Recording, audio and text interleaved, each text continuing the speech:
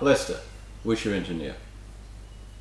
Now, this is a bit of a cathartic video for me because I've been investigating stab resistant and cut resistant armors and materials on my channel for quite a few years now, and I think that I've finally happened on what for me is my final solution for now. It's a very viable, very effective, and actually quite a simple solution. So I am actually really quite excited and happy about it. But actually in this case I have the following commenter to thank for lighting a fire under my butt to come up with this final solution. Mate, I hear you loud and clear, mate.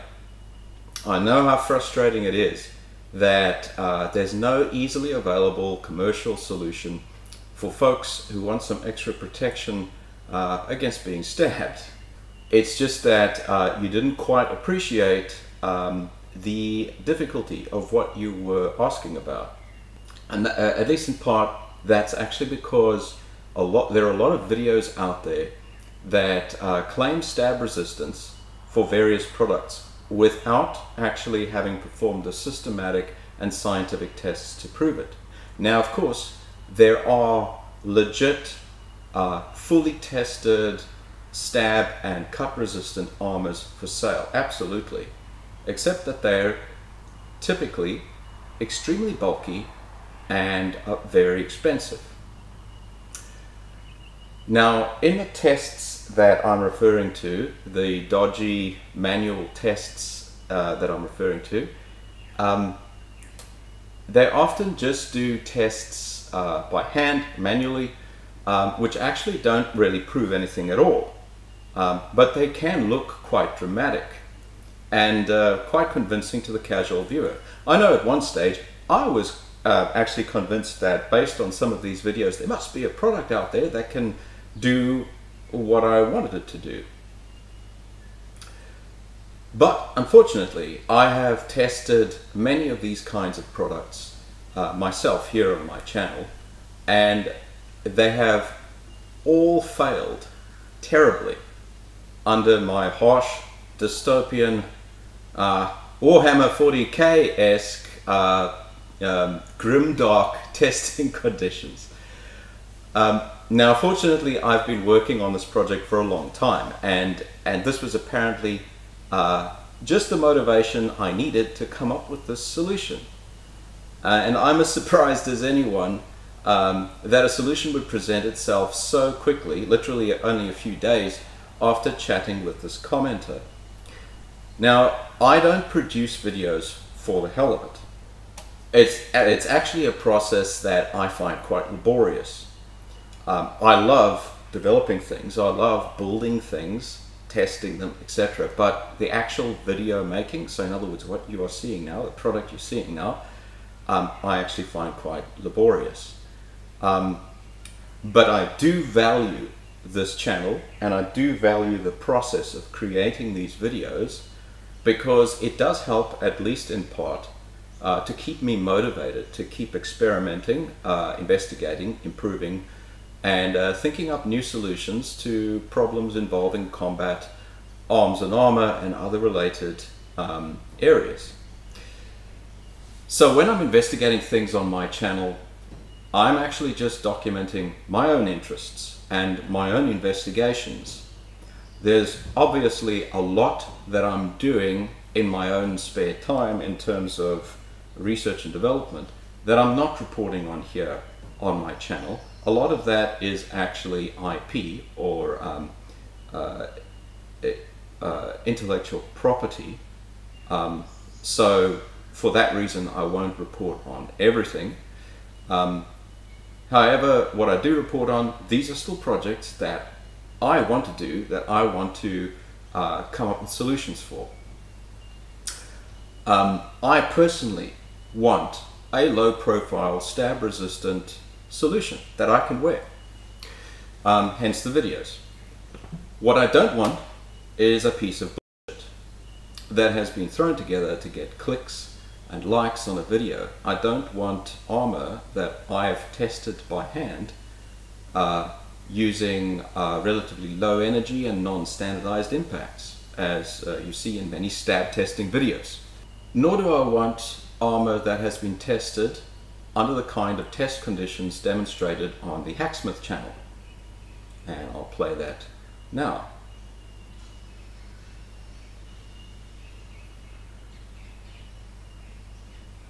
Mate! Come on, mate! Are you serious? Anyway, I will give them props for doing it consistently, so the tests appear to be done consistently, or with consistency in mind. Same kind of, it appears as though they were using the same kind of drop heights, that kind of thing. But seriously, I wouldn't want to trust my life and safety to something tested under such low energy conditions as these. I want something that's actually going to work under extreme conditions. So to that end, I built a ridiculous bladed and weighted pendulum testing device to test armor solutions for stab resistance. This test rig allows for tests to be conducted with consistent impact forces and energies. Now, I want to briefly cover a topic that comes up in the comments section quite often on my channel. When I test weapons on my channel and weapon performance, I will typically test them with a human wielder, often me, myself, or perhaps the Wushu scientist. Now, a lot of people have complained at me over the years about that, telling me that I should be testing melee weapons with an automated machine, a robot, or a rig to keep the results consistent. Now, on the face of that argument, it seems to be logical and scientific. However, it's not actually as logical or sensible as some may think. Let me try and explain why. First of all, I will say that I'm not interested in that kind of investigation, first and foremost, because I am particularly interested in human performance metrics. Much of the research that we devote ourselves to at Martel, and a lot of the research that I report on the Wushu Engineer channel, is all directed at human performance enhancement. So human performance is actually one of the key avenues that I'm most interested in investigating. Whether that's, and in particular in our case, it's very much human performance related to combat, whether using weapons or bare hand, or perhaps even projectile weapons, guns, and the like. I'm not interested in the hypothetical and disconnected question of how a weapon performs in and of itself on an automated test rig. I'm just not interested in that question. As I said, it's a purely hypothetical question. I don't investigate things on my channel that I'm not interested in personally. So that ain't never gonna happen, regardless of how loudly people complain. I'm sure that there are 100 other channels who would gladly do that kind of thing for clicks, and so if you want that done, go and talk to one of those channels. To elaborate a little bit more, melee weapons do not wield themselves. So unless something really weird is happening, you don't get swords flying around on their own. You need a human operator to wield them. So ultimately, a melee weapon will always be a synergy between the weapon and the human wielder. So testing melee weapons with a machine is a bit of a waste of time, in my opinion, and could simply yield somewhat arbitrary results that will be more or less relevant depending on of course, the complexity of the test rig and how accurately it mimics a typical human's performance. As I said, I believe it's a bit of a pointless exercise to determine, for instance, what type of sword cuts better using some kind of calibrated machine to swing the blades. Because ultimately, you may find that due to various subtle factors that you have not accounted for in your automated test rig, such as human psychology, and the inherent differences between a simple rigid machine and the fluid-like complexity of human biomechanics, a typical human wielder using the same swords may encounter completely different results. This is because a human is not a machine. Unless, of course, you are building a robot army that you are going to arm with melee weapons in a bid to try to take over the world. Now, what I've been saying about melee weapons does not apply to armor testing. When it comes to armor testing, it's one of the few instances on my channel where I will use a machine to swing a weapon, because in these cases I am not testing the human performance with a weapon or otherwise, but the physical performance of the armor samples. So consistency here is vitally important to ensure that samples can be tested under similar threat levels and conditions. The pendulum apparatus has been designed to impact against a heavy wooden block, which is approximately 12 kilograms in weight, that swings freely on a chain instead of against a rigid mounting platform. The reason that I've chosen to use a free swinging wooden block to simulate the target instead of a rigid platform to mount the armor samples on is that the human body does not react like a rigid platform when struck. We move when something impacts us. The pendulum itself is weighted with a 5 kilogram weight on the one end. Note that that's not the entire weight of the pendulum. The pendulum itself is actually much heavier than that, obviously because of its construction, the materials used to construct it, but what I have on the one end is a 5 kilogram weight. It strikes with the kinetic energy and impact forces as noted on the tables displayed on the screen right now. The pendulum has a sharpened knife blade mounted on the front. The blade that I've chosen to standardize my tests with is the cold steel GI Tanto blade. Now in this case I used that because it was convenient. The handle scales can easily unscrew and I can mount it straight onto the pendulum. The armor samples are mounted on a foam block or foam pad mounted on front of the wooden block, and this foam pad simulates a soft fleshy backing.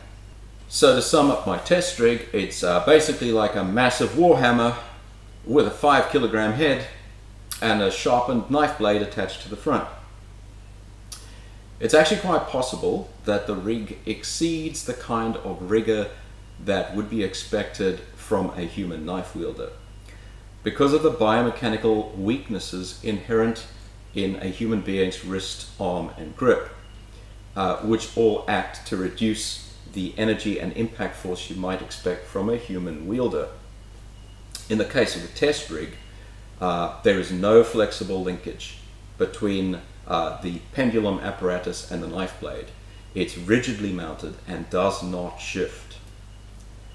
At the very least, these tests far exceed the kind of threat posed by a typical knife wielder of average to decent skill and strength. So you've probably gathered by now that I like to err on the side of caution, so I would rather test these armor samples with more rigor than what they would be exposed to in actual typical usage. Now, for some time I've been experimenting with ultra-high molecular weight polyethylene fabric in various forms. This includes the woven fabric that looks like this. This is a little sample of it, very cloth-like.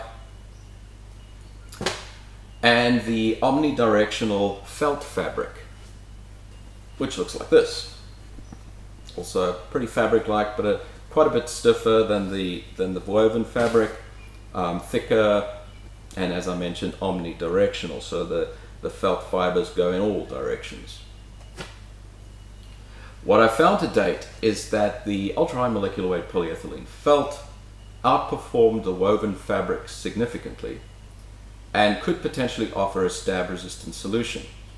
However, as I mentioned in my videos examining it, on its own, as a single layer, it is insufficient. Unless, of course, you bulk it up with multiple layers or modify it in some way. I've looked at a number of ways to modify it, such as by incorporating rigid elements such as scales or the like. However, I have recently been experimenting with another form of ultra-high molecular weight polyethylene, the UniDirectional plastic sheets. These look like this, like a plastic sheet. Kind of looks like the bottom of some tent, like that kind of material you find at the bottom of the ground sheet on it, of a tent. Basically, it's a heavier and thicker version of the ultra-high molecular weight polyethylene Dyneema ripstop product. A while ago, we got some of this unidirectional plastic coated sheet for another project that I'm working on. So saying ultra-high molecular weight polyethylene is a little bit of a tongue twister. I've kind of gotten used to it. I've been training to say it. But from now on, I'm just going to refer to this as the unidirectional sheet. This product, as I mentioned, is very similar to the ripstop sheet, which is the kind of sheet that I used in the construction of my combat fans, which I presented in a couple of videos ago. It's just a bit more heavy duty. When I got this material, I was instantly impressed with its potential, and I quickly did a stab test on 3 loose layers of this unidirectional sheet.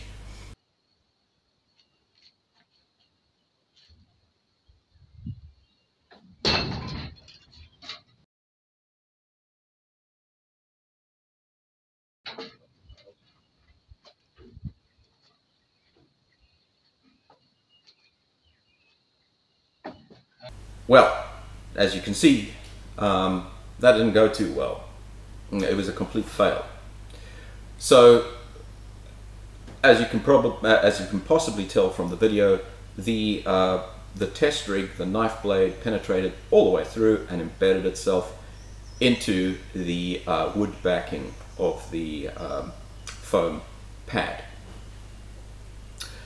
So from that test, I kind of extrapolated that there was no further merit in the unidirectional sheet as stab protection, so I just shelved the idea. At least until I got that series of comments on my channel asking about stab resistant armor. This must have dislodged something in my brain and got the old cogitator running. So I finally came back to this material, except that I glued layers together with silicon. Of course, gluing those layers together with silicon meant that the sheet was still flexible, pretty similar to the original, except maybe slightly stiffer. I then did some impromptu manual tests. I often do that before I test something officially using my pendulum rig, because it's a bit of a pain in the butt to actually set the thing up. But it seemed to be behaving quite differently to the stacked loose layers. So I decided to test 2 bonded layers and 3 bonded layers formally, and this is what those tests looked like.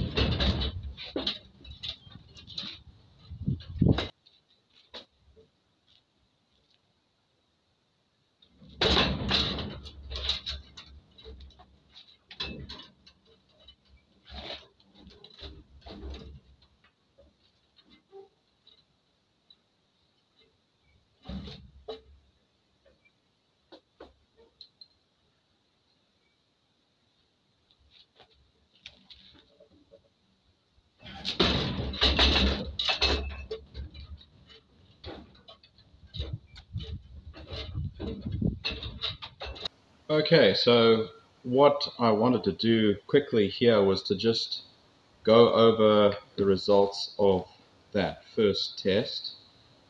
This is, of course, the knife blade that I used, except it was affixed to the pendulum apparatus at the time. So just to give you an idea of the level of penetration into these three different samples, as I might have mentioned before, but I'll mention again here, this is 2 layers of the ultra-high molecular weight polyethylene plastic coated fabric. This is 3 layers, and this is, you can see it here, this is the ultra-high molecular weight polyethylene felt with polycarbonate discs glued onto the surface and then bound by 2 layers of that same plastic coated ultra-high molecular weight polyethylene fabric. So we'll start with number 2, which was a full penetration, and I'll just slide the knife blade in here so that you can see that went all the way through and struck the back of the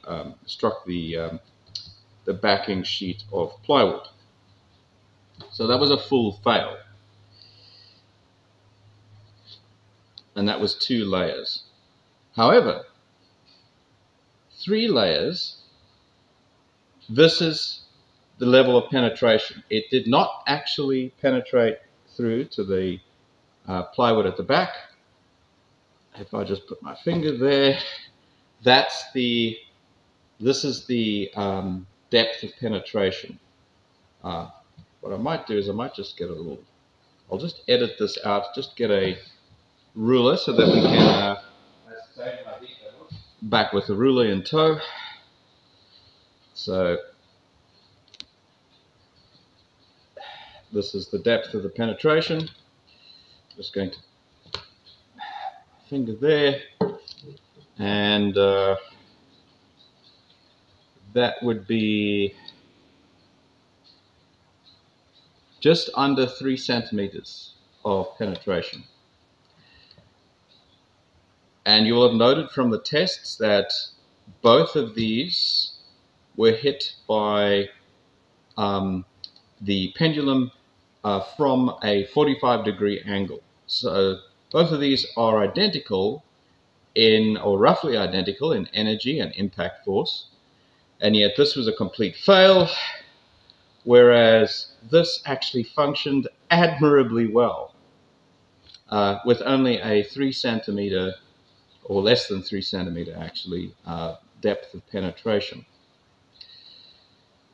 This clearly is a far more heavily armored product, and the depth of penetration, I did 2 tests, and both of these tests were done at 55 degrees. So higher energy, higher impact force than the previous 2 samples were exposed to.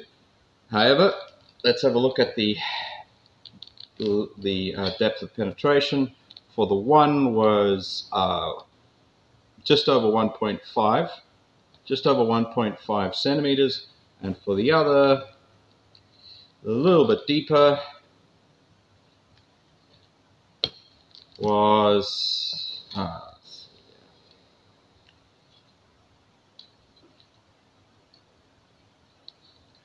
about 2 centimeters deep.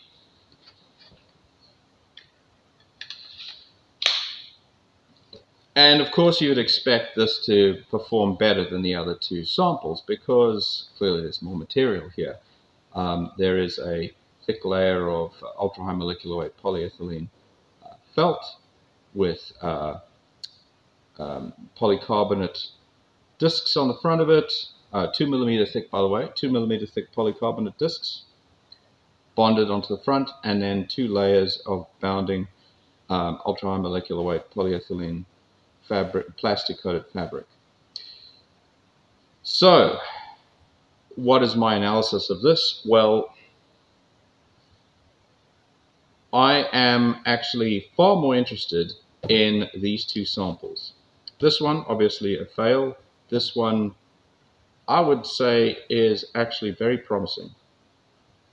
So I'm actually going to repeat this test with 4 layers of this material glued together, and we'll see what happens, because this is a lot bulkier, there's a lot more material, and there's a lot more weight involved because there's solid polycarbonate plastic discs obviously embedded in here.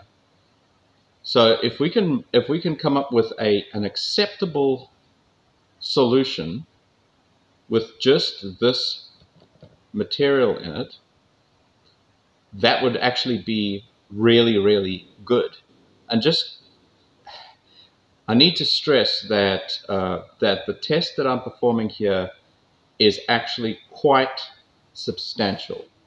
The amount of energy, not just the energy involved in the pendulum swing, but the impact force and the shear impulse or transferred momentum behind that, it is kind of getting to a point where you know, a human knife wielder would struggle to actually achieve those impulse and energy values.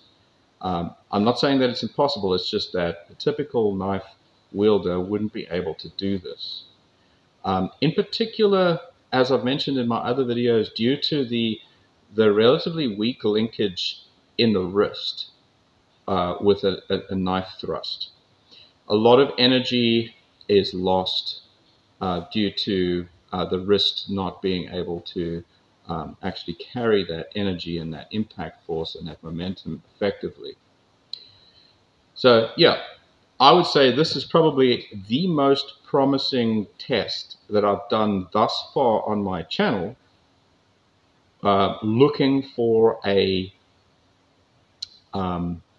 acceptable stab resistant, low profile, low cost solution.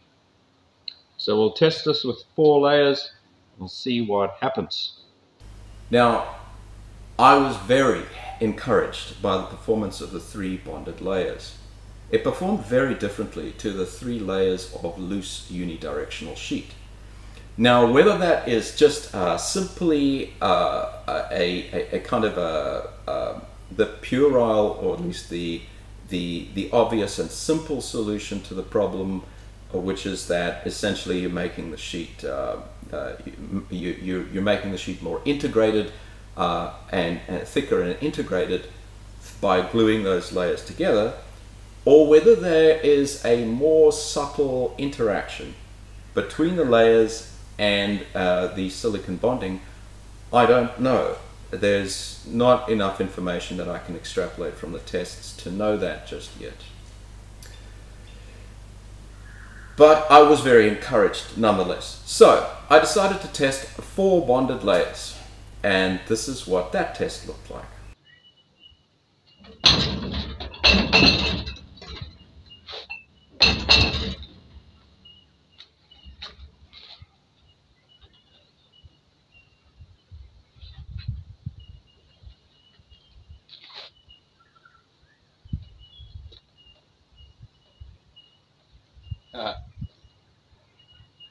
There you go.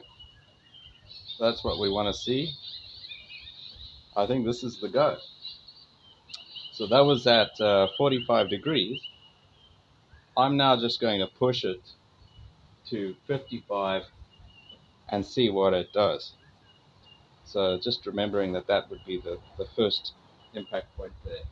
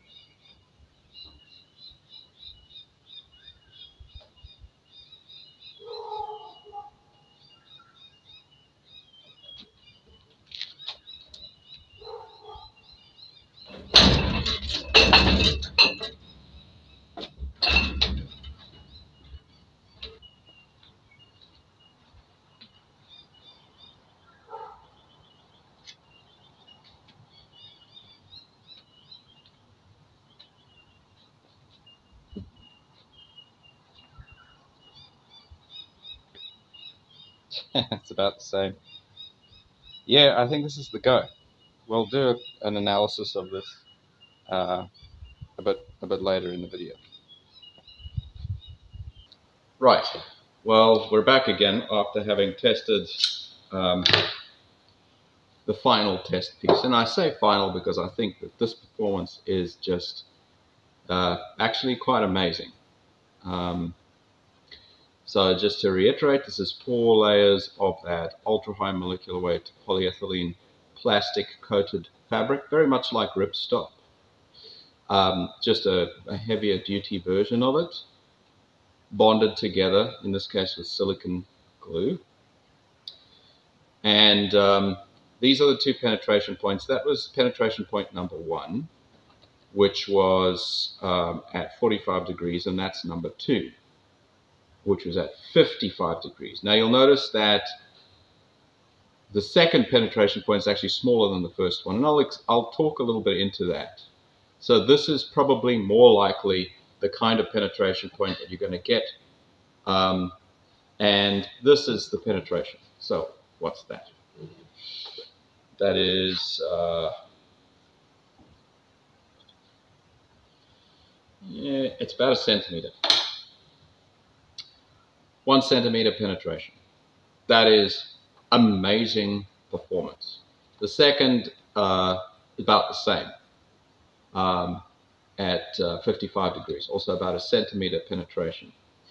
Now, what happened at the 55 degree mark is that essentially, and I've brought the backing pad here so that you can see, there's quite a mangled hole here. So what happened was that at that energy level, this essentially just collapsed and wrapped around the knife blade. So the knife didn't penetrate, it just collapsed and wrapped around it, and then was forced into the pad, creating this big donga, big pothole here.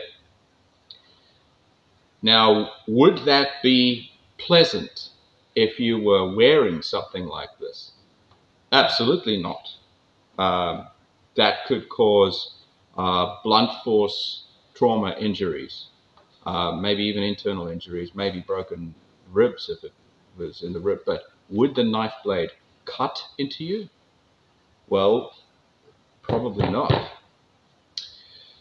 So I guess in terms of armor, this is the downside of having a flexible fabric-based armor system, is that it doesn't react like armor plating, just allowing you to breeze through that kind of impact. However, I'm still quite amazed by the performance of this this pad of only 4 layers of this material. It will stop the blade from cutting, and that's really what you want to do. Is you want to stop the cutting. You're essentially then taking most of the advantages of a knife blade away from it, because a knife blade is it's a force multiplier. It's a dangerous weapon because it can cut and because it can penetrate. It can do cutting penetration. But this is essentially taking a lot of that threat away. I would say that's an absolute win. And I'd say that out of all of the armor samples that I've tested, this is the best, I believe the best option that we have available for a low profile, low cost, low areal density, because this hardly weighs anything. Yeah, it's an absolutely amazing solution to this problem. As I said, there are downsides. And this would be the case. So if someone suddenly tomorrow invented some kind of miracle fabric, which it has a tensile strength that exceeds substantially the tensile strength of ultra-high molecular weight polyethylene or aramid fibers or anything like that, So it's essentially unobtainium, woven unobtainium, that would not allow any penetration of a knife blade but acts like a fabric. You would still have this problem, okay? It may not provide, it may provide complete protection from a knife blade cutting and penetrating. However, it will wrap itself around the knife blade, and you will still have to deal with blunt force trauma at the impact point. So that will be the case regardless, just because of the way that flexible armors operate. Now, the ways around that obviously are potentially, again, unobtainium part 2 is a non-newtonian fluid-based system that stiffens to the point of almost complete rigidity at the point of at a heavy enough impact. Yeah, sure.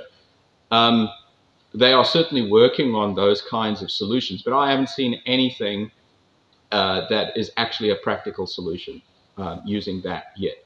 But it's possible that they build that at some point in time down in the future. But as I said, regardless of the fabric that you use, if you're using a flexible fabric solution and the only intention behind that fabric, the only sort of characteristic of that fabric that we're interested in is its tensile strength, its ability to prevent knife penetration, even if you've got something that completely eliminated the threat of cutting and cutting penetration, you would still have to deal with the blunt force trauma at the point of impact. So I would say this is as good as you're going to get right about now, at least on a budget and with something so low profile. This is under 2 millimeters thick. It acts like a little bit of a stiff fabric. This is amazing. This outperforms any other fabric I have, any other sort of soft, flexible system that I have tested on my channel by leagues. So yeah, is it a perfect solution? No, there is no such thing as a perfect solution, typically.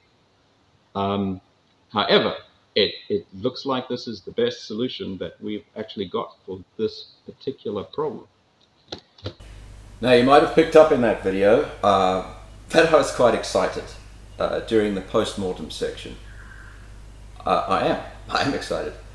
It's not a perfect solution, of course.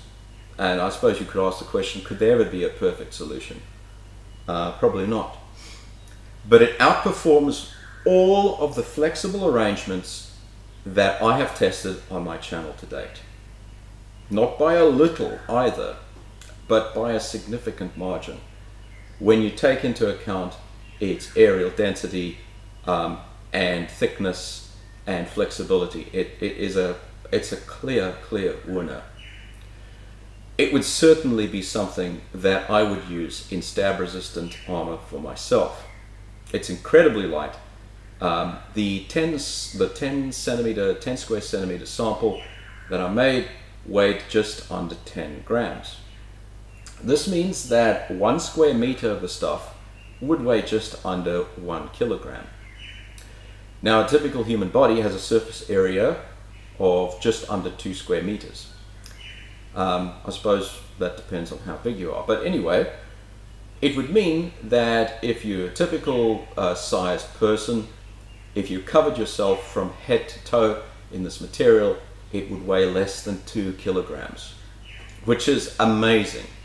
It's also incredibly simple to construct and works excellently well to protect against stabbing. However, it does have some disadvantages. It's a non-porous plastic sheet, as you can tell from this simple sample. So it doesn't breathe like a fabric, making it a bit hot and sweaty under the wrong circumstances. It also does not fold like a fabric does, being a plastic coated sheet. Nevertheless, it's thin and flexible enough to go relatively unnoticed if incorporated into items of clothing. Additionally, as I mentioned in my post-mortem section after the test, although the material will prevent most stabbing penetration, it will not protect against the concentrated blunt force trauma at the impact point. However, this disadvantage is not specific to this material. As I mentioned in my post-mortem, this would be a characteristic of any and all flexible fabric-based armor solutions, including mithril chainmail or mithril mail, unless they are built to react to impact by stiffening. So it brings to mind that point in the Fellowship of the Ring, where Frodo is stabbed by that troll.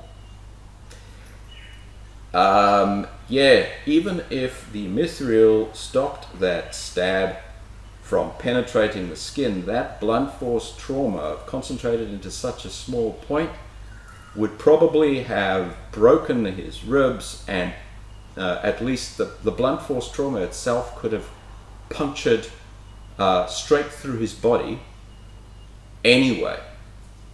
Anyway, I'm not going to get into a debate about that. So, as I said, it will be a characteristic of any and all flexible fabric-based armor solutions unless they are built to react to impact by stiffening. So, it's clear to me that the following steps will be to incorporate a non-Newtonian system into this product in order to reduce blunt force trauma, hopefully by stiffening under impact. I thought I was finished with this project once I had found something that actually prevented stabbing to a great extent, but it's just too much of an interesting project at this stage to leave when we can now start incorporating something like a shear stiffening elastomer or a shear thickening fluid. Anyway, as you can tell, now I've got more R&D to do, but it's fun. Awesome fun stuff. I hope you enjoyed this video.